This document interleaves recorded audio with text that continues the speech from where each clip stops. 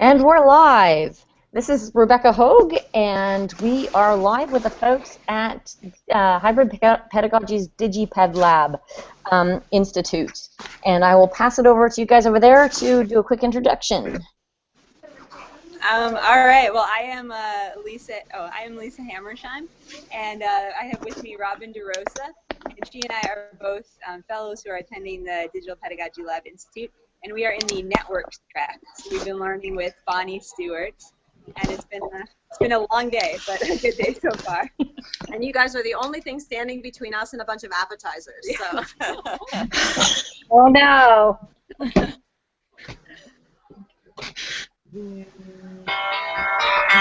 Whoa, and somebody's got a phone going. Sorry, that was me. All right, Maha, do you want to introduce yourself? I'm Maha Bali from Egypt, and I'm looking forward to hearing more about what's happening at the Digital Pedagogy Lab as soon as everybody else introduces themselves. Janine, do you want to go next, or do you have a phone call? Maybe Autumn? I shut it off. Yeah, I'm Janine DeBase, and I'm coming in here from upstate New York, and I've been teaching since 1982. That's the most relevant thing about me. Autumn?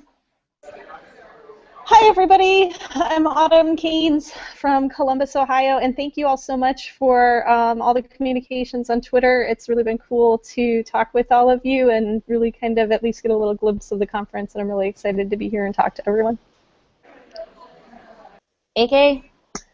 Hello everybody, my name is Apostolos, although most people call me AK, coming to you from Boston today, and I guess I'm an educational troublemaker, which might not be a bad thing. Awesome. And I'm actually in sunny Santa Clara, California. So folks, Lisa and Robin, we want to tell us a little bit about what you learned today. First of all, I just want to say I'm excited to actually see some of you pseudo live because I've been watching you tweet all day long, and I actually thought a lot of you were in the room, so hello. But your tweets have been great, and some of you I know from other communities, so it's really exciting for me. It was a great day. Maybe I can talk about the network track a little bit.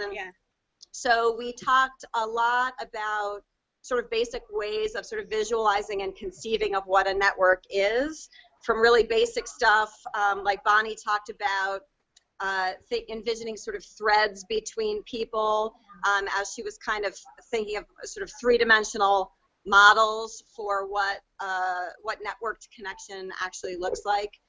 So we started with sort of defining the network and thinking about networks, and we went through a whole bunch of stuff and sort of ended the day by thinking a little bit about networked scholarship and looking at you guys are probably aware of the network track page that has some of those assigned readings that we're looking at, but we talked a little bit about Twitter scholarship and ended the day with sort of a conversation, at least in the group that I was in, we had a really productive conversation about sort of thinking about, we really talked a lot about Sundays, about working on Sundays, and about working with a cat on your lap, which was the opening of this great article. But really what we were doing was sort of thinking about how Twitter and networked communication is shifting a little bit the way we understand scholarship. So the day felt like sort of introductory, but a kind of a good way of getting everybody some basic vocabulary for understanding what we mean when we say networks. I'll let you chime in if you want to. Yeah, I mean, I would agree with what Robin said. I think what stuck with me, and also my sister Sarah's here. I forgot to introduce her. Sorry. But yeah, what really stuck with me too was just the idea of how human it was. Because I mean, we're in the network focus, but I mean, we started out the day, introducing ourselves, going around the room, and it was very much built on relationships, which I think is, the key to any good network learning is, having those human relationships too. So it was quite good. Sarah, do you have anything to add? Well, yeah, and it was also combining a digital network with a face-to-face interaction, and that was it was neat to communicate in both ways and to see both happening and how alike they are and maybe a little bit different too. So.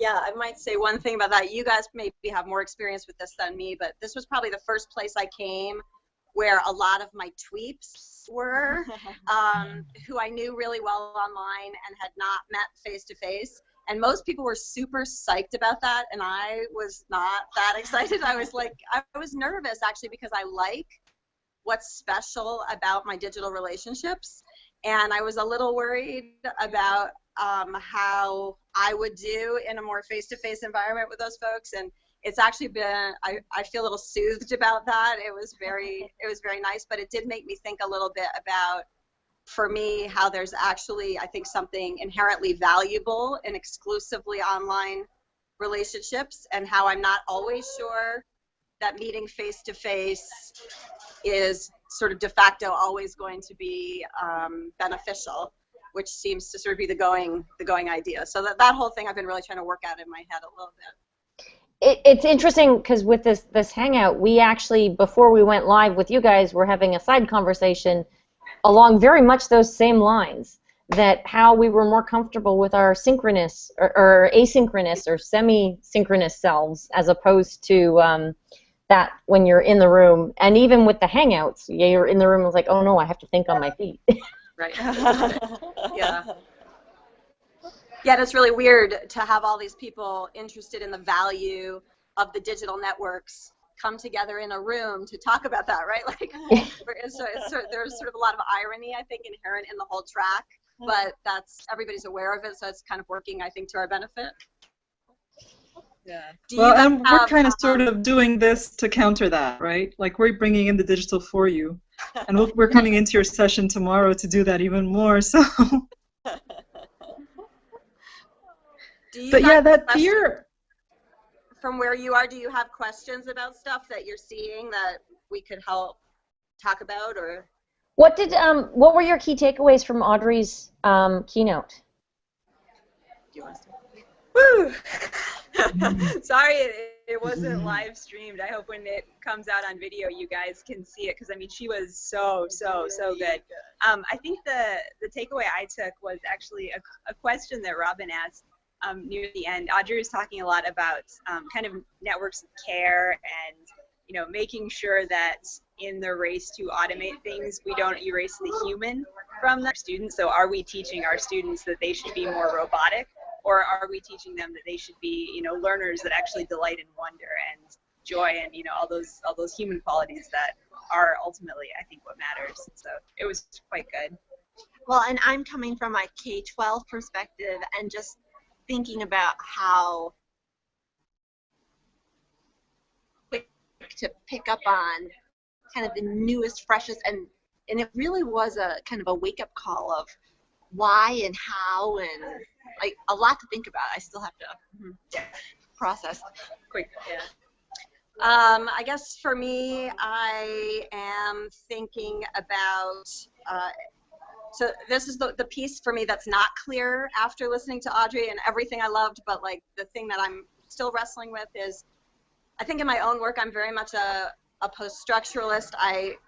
Everything I say is usually in quotes. So there was a lot of sort of non-quoted words like human and care and authentic and real. And these are not usually words that I use not in quotes. So I'm trying to really maybe push back a little bit about that. I can understand the problematics of mechanized education, of subbing out to the robots. But at the same time, I'm a little skeptical about thinking about like my authentic, true human quality. I want to be able to define that a little bit more. I'm not sure what it is exactly. So the way I'm making peace with that right now is to think about moving from products to process. And it seems like when you put things in play as process, you bring in whatever we might call this human element, right? So I'm trying, like, to me, maybe that the idea of care that she talked about so much is just about allowing students to constantly be growing rather than trying to leave a course, say, with your student being a certain thing or having attained a certain mark. So I'm still wrestling with some of that stuff in my head a little bit.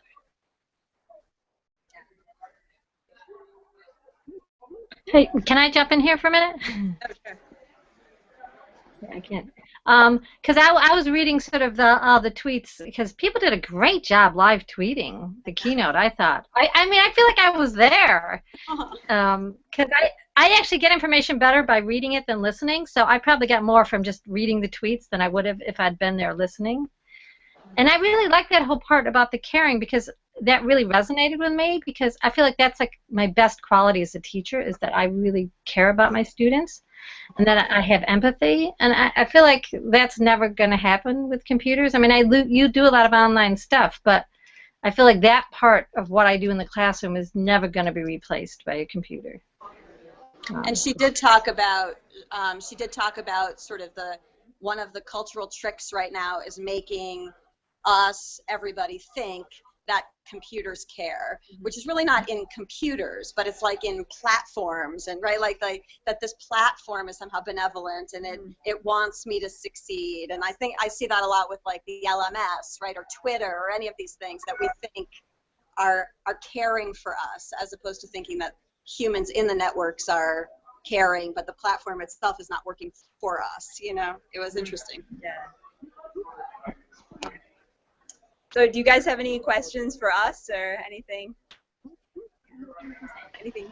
Well, I guess I'll just jump in a little bit, and I'll say that, yeah, I definitely agree that, like, the computers are not going to care, right? And there's a lot of marketing behind it. They want us to believe that the computers are going to care, or I don't know. I mean, I think that's all just money, right? There's just money behind it. They're just trying to sell their product. They're just trying to be like a good salesman. But I feel like we'd be a little bit remiss if we didn't think about those human qualities that we're able to use technology to kind of cut through time and space, if I can be a little bit, futuristic about it, and project ourselves and project how we care onto our digital networks. I see that through all of you, through participating in sessions like this, and listening to people tweet and building conversations, building relationships with people that I've never met before. Yeah, I think it's kind of amazing.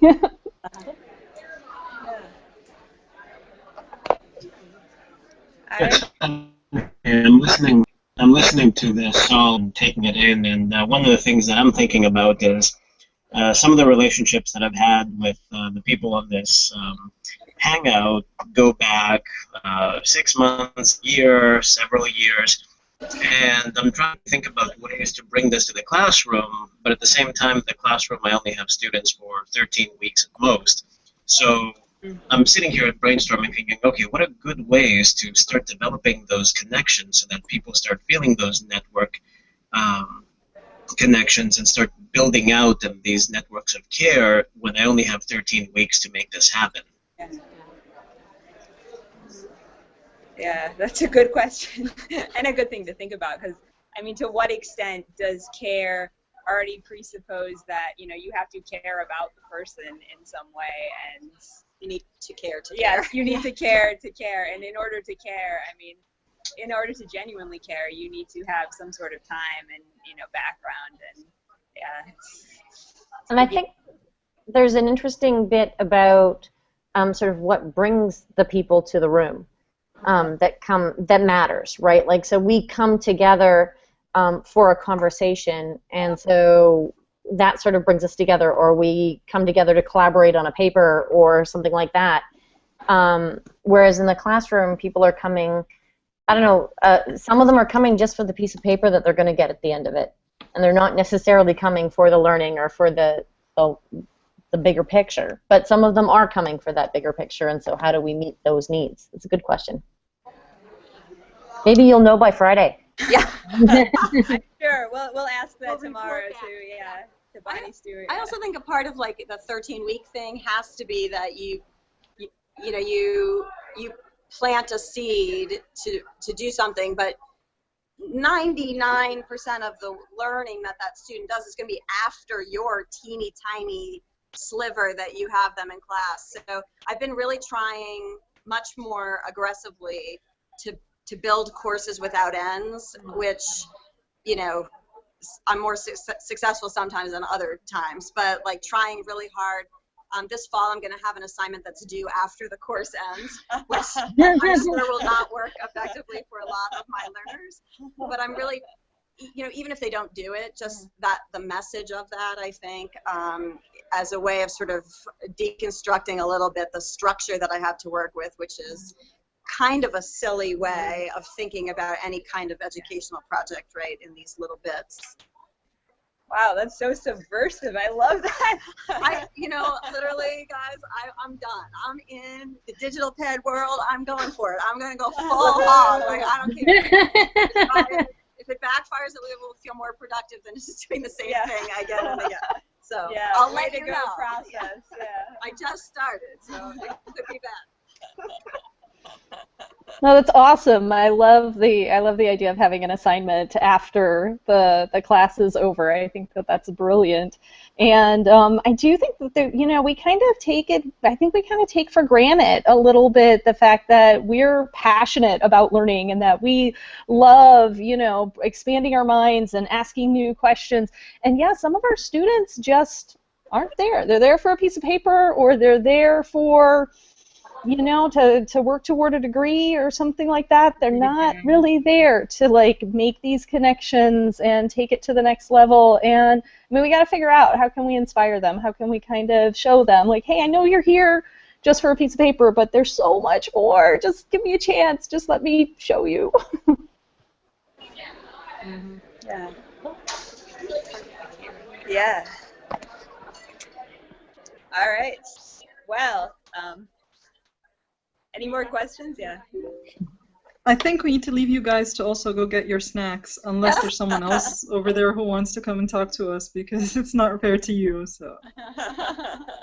Time, appetizer time. Guys. Thank you, guys. That was really fun. Yes, thanks. And keep tweeting. It's so great to hear from you all. I enjoy a whole bunch of you today. So. Yeah, well, and you guys as well keep tweeting, because you're keeping us up to date on what's going on. Yeah.